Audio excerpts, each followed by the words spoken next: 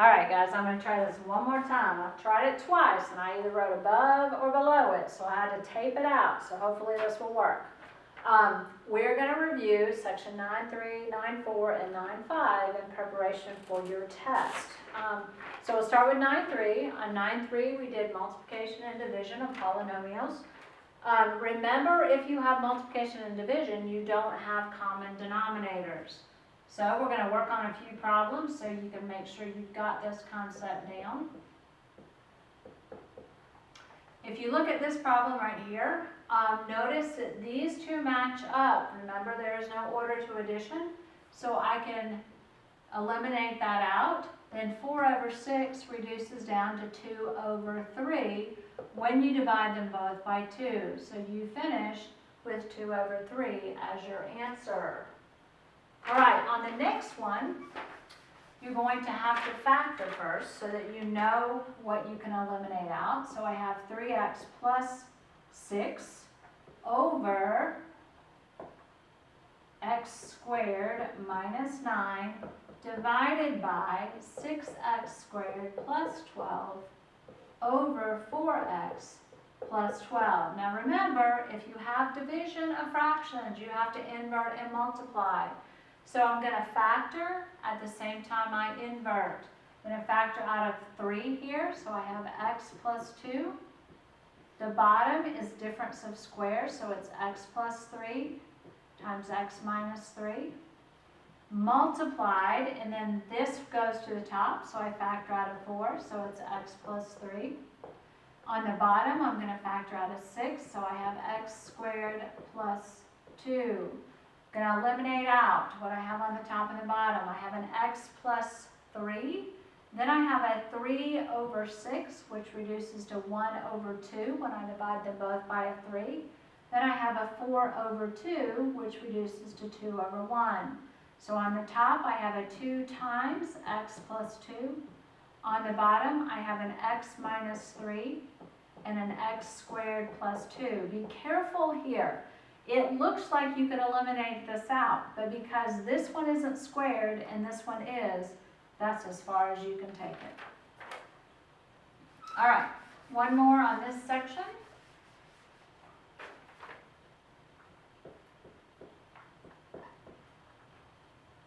We have a fraction within a fraction here. So remember, you have to come up with a common denominator on the top and the bottom. This is the same as 2 over 1.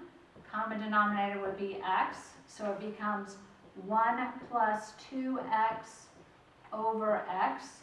On the bottom, common denominator here is also x, so I have 4 minus x over x. Now remember, I can write this side to side, so I have 1 plus 2x over x times, I'm going to go ahead and invert and multiply, x over 4 minus x. Those two go away. I'm left with 1 plus 2x over 4 minus x, and that's all I can do. Okay, so that's section 9.3. Let's go on to section 9.4. Section 9.4, you do have to come up with common denominators because this is all about adding and subtracting.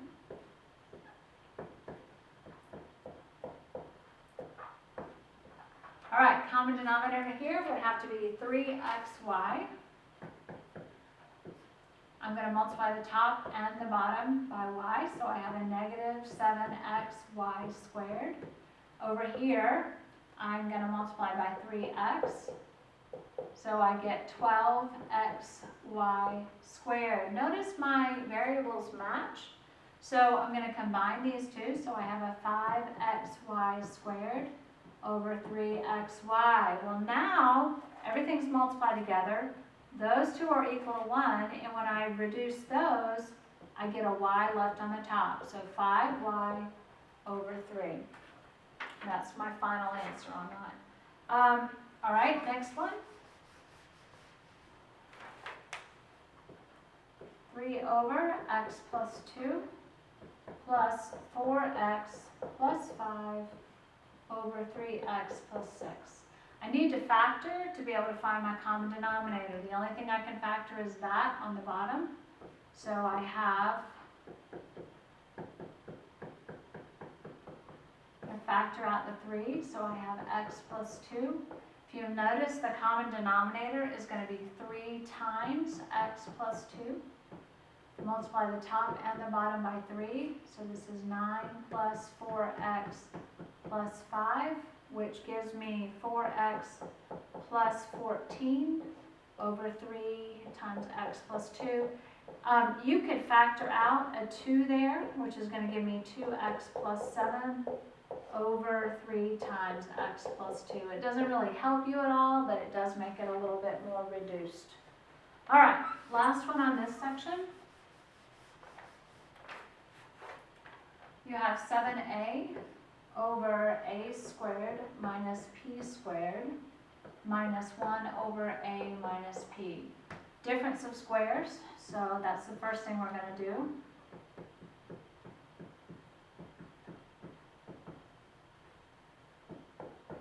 And then what I'm going to do is I'm going to multiply this one by the a plus p, which gives me my common denominator. Okay, so on the bottom I have a plus p times a minus p. And on the top I have 7a, but don't forget I'm distributing a negative 1. So minus a and minus p.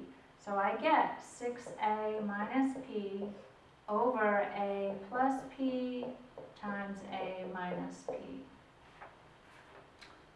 All right, section 9.5, this is what you just did your homework on, so hopefully you looked back over it. And some of the questions have already been answered, so let's do a few of these. This is when you have an equal sign in the problem, and you have to solve for the unknown. On this one, my common denominator would be 6, so I'm going to multiply this by 2, so I have 4y over 6 minus, and what I can do is put it all over top of 6, minus y, but remember you're distributing the negative, so it's minus 3 as well. I combine these two, so I have a 3y minus 3 over 6 equals 2. I'm going to multiply both sides by 6. 3y minus 3 equals 12. I'm going to add the 3, so I have 3y equals 15, y equals 5. All right, let's do another one.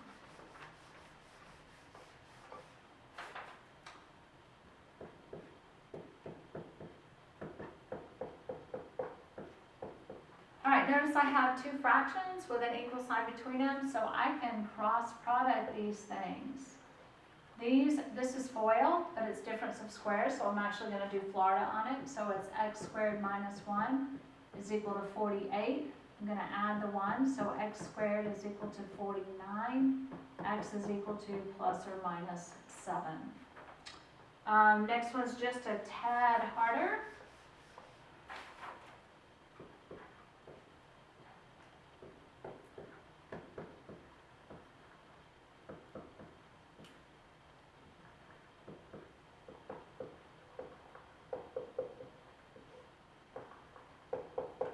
I would get a common denominator for everything. This is the difference of squares. So my common denominator is actually going to end up being m plus 1 and m minus 1. So this is missing nothing. This one is missing an m plus 1. And then if I do the common denominator over there as well, this one is missing an m minus 1. So I'm going to do distributive property there, so that's going to give me 2m squared plus 2m minus 5m minus 5. Over here, and I'm not distributive property, but FOIL, and this is FOIL as well, 2m squared minus 2m plus 5m minus 5. Now, the reason why I did that is so I can get rid of the bottom on both sides by multiplying by m plus 1 and m minus 1. That goes away, that goes away, that goes away, and that goes away.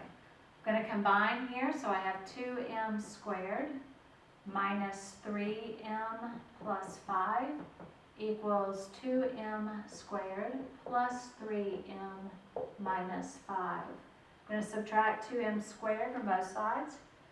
I'm going to subtract the 3m, so I have a negative 6m. I'm going to subtract the 5, so I have a negative 10. M is equal to 10 over 6, or 5 over 3 when you divide them both by 2. So that does 9, 3, 9, 4, and 9, 5. The one thing I didn't do is an inequality. You do have one of them on your homework, and if you miss it, I'll correct it and send it back to you. So your homework is found on page 578, or 587, sorry. 587 through 588, 20 through 40 all. And remember, it is due Thursday at noon. That way I'll have enough time to correct it and send it back to you before you take your test on Friday. Alrighty.